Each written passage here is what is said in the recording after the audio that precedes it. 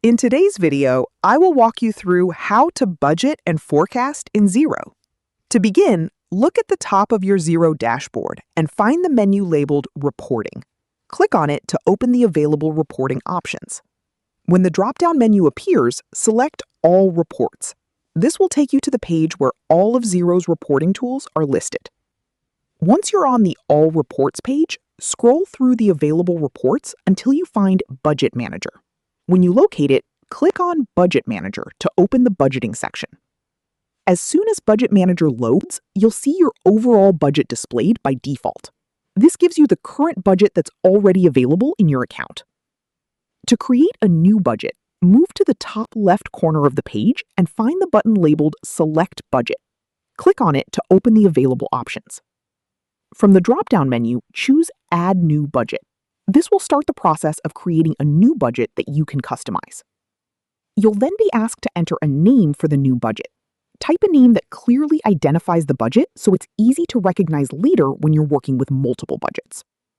After entering the budget name, continue to the budgeting screen. You'll notice several blue input fields displayed throughout the budget. These are the fields where you'll enter your budget values. Go through each of the blue fields and enter the financial information that belongs in your budget. Continue filling in the values until all of the required information has been entered. As you enter your budget figures, you'll also have the option to apply formulas. When this option becomes available, an arrow will appear beside the field you're working with. Click on the arrow to access the available forecasting and prediction tools. These options allow you to apply formulas while building your budget. Review the available formula options and apply the ones you want to use for your budget. Continue adjusting the formulas wherever they're needed throughout the budget. Once you've entered all of your budget information and finished applying any formulas or forecasting settings, take a moment to review everything you've entered. Make sure the values, budget name, and any formulas you've applied are correct before saving your work. When you're satisfied with your budget, click Apply. This saves your new budget and completes the setup process.